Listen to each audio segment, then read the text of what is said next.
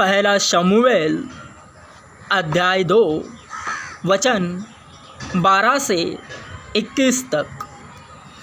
Eli के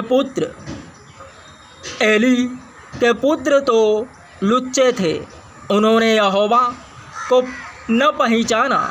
याजकों की रीति लोगों के साथ यह थी कि जब कोई मनुष्य मेल बलि चढ़ाता था तब याजक का सेवक मांस पकाने के समय एक 3 नोक वाला कांटा हाथ में लिए हुए आकर उसे कढ़ाई या हंडी या हंडे या तसले के भीतर डालता था, और जितना मांस कांटे में लग जाता था उतना याजक आप लेता था। ऐसा ही वे शीलो में सारे इज़राइलियों से किया करते थे जो वहाँ आते थे। और चर्बी जलाने से पहले भी याजक का सेवक आकर मेलबलि चढ़ाने वाले से कहता था, भूनने के लिए याजक को मांस दे, वह मुझे तुझसे पका हुआ नहीं, कच्चा ही मांस लेगा। और जब कोई उससे कहता, निश्चय चर्बी अभी जलाई जाएगी, तब जितना तेरा जी चाहे उतना ले लेना, तब वह कहता था, नहीं अभी दे, नहीं तो मैं छीन लूँगा।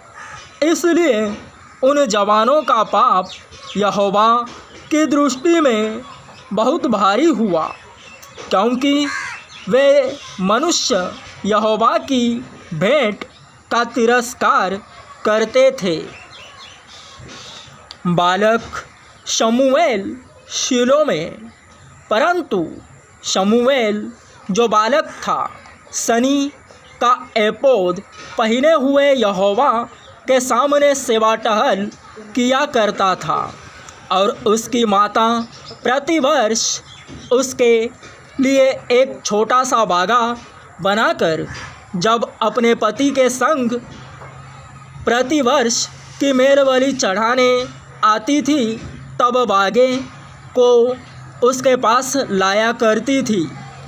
एली ने एल्काना और उसकी पत्नी को आशीर्वाद देकर कहा, यहोवा इस बालक के बदले जो उसको अर्पण किया गया है तुझको इस पत्नी से वंश दे।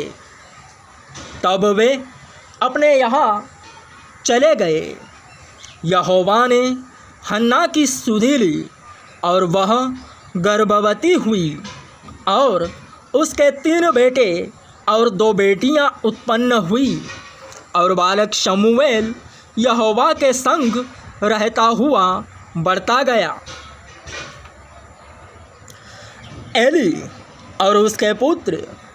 एली तो अति बूढ़ा हो गया था, और उसने सुना कि उसके पुत्र सारे इज़राइल से कैसा कैसा व्यवहार करते हैं, वर्ण मिलाप वाले तंबू के द्वार पर सेवा करने वाली स्त्रियों के संग कुकर्म भी करते हैं। तब उसने उनसे कहा, तुम ऐसे ऐसे काम क्यों करते हो? मैं इन सब लोगों से तुम्हारे कुकर्मों की चर्चा सुना करता हूँ। हे मेरे बेटों, ऐसा न करो, क्योंकि जो समाचार मेरे सुनने में आता है वह अच्छा नहीं। तुम तो यहोवा की प्रजा से अपराध कराते हो। यदि एक मनुष्य दूसरे मनुष्य का अपराध करे तब तो परमेश्वर उसका न्याय करेगा, परंतु यदि कोई मनुष्य यहोवा के विरुद्ध पाप करे तो उसके लिए कौन विनती करेगा? तो भी उन्होंने अपने पिता की बात न मानी, क्योंकि यहोवा की इच्छा उन्हें मार डालने की थी। परंतु शमूएल बालक बढ़ता गया, और यहोवा और मनुष्य दोनों उससे प्रसन्न रहते थे।